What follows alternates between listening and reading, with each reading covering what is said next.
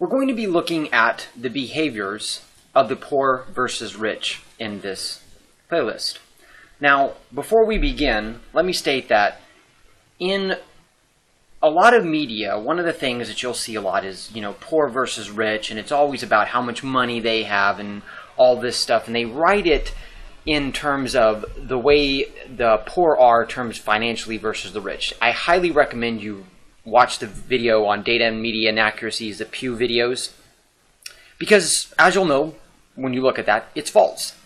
Poor and rich are not segments that always stay that way. They change, right? People who are born in poverty, for instance, actually have a higher likelihood of getting out of poverty and being rich than people who are born from rich backgrounds.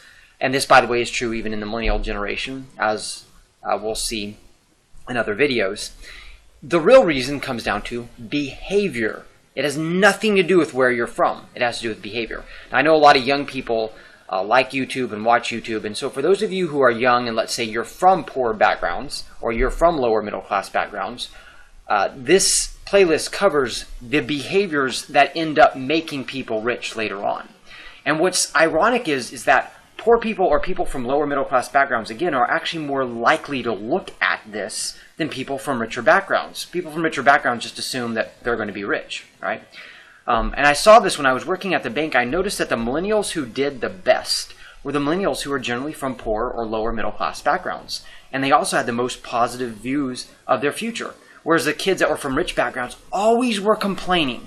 Oh my God, we're all getting poor, and my income is low, and my student loan balances are so high. And I thought, wow, it's because you're from this really, really rich background. To you, life sucks. But to the poor kid who's climbed out of poverty, he or she thinks, man, life is awesome. Okay? So what are the behaviors that underlie the poor and the rich? And of course, unlike journalists, we know, if you don't know this, go look at the Pew videos that I have in the data and media inaccuracies. We know people move in and out of financial brackets, right? Just because you're born in the bottom 1% doesn't mean you're going to be there, okay?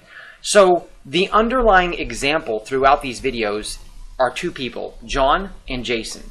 They're both 16-year-old high schools. They both make $7.50 an hour, and they both work 20 hours a week in addition to school.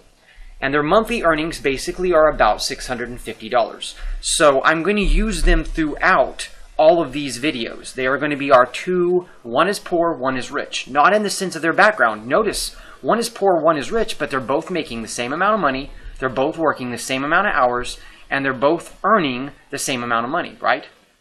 But watch what happens in time. They're going to end up being in different financial brackets, if you would, because their behaviors are fundamentally different. Okay.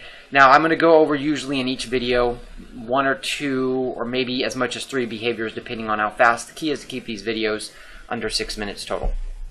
Okay. So how the poor and the rich behave differently. First example, the poor rationalize reasons for their action or lack thereof when corrected, or when new information is provided that challenges what they're doing. As a case in point, I saw this time and time again at the bank. I can't read a book because I don't have enough money to do so. But there's a library right by your house.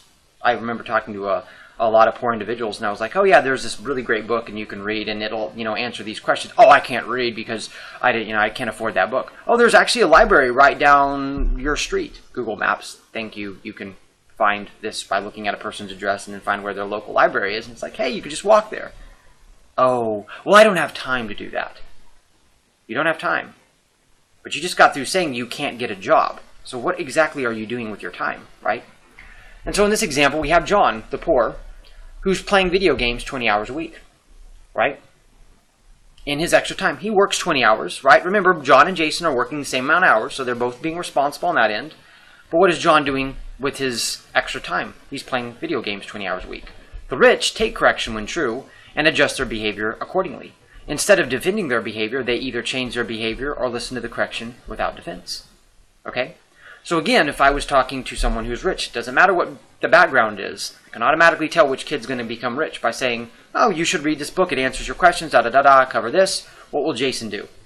Jason will say, oh, there is a library down the street. Okay. He walks to the library and he invests 5 hours of his week in reading. That doesn't mean he doesn't have fun. He still plays video games for 15 hours. But notice, he's investing 25% of his fun time into something that's his future. Okay? Again, same background, but there's a different mentality already going on. When someone makes a suggestion, he rationalizes, the poor rationalize the reason for not doing that. When the rich are corrected, hey, instead of playing video games 20 hours a week, you should read this book. I think it'd be really helpful. It would help you, da-da-da-da-da. We'll go ahead and we'll take that without being defensive. And like I said, we'll continue in this series and we'll look at some of just the different behaviors of the rich and the poor. And as we'll see, in the course of time, two people starting out in the same way, in time, will end up in very different financial brackets because of their underlying behavior.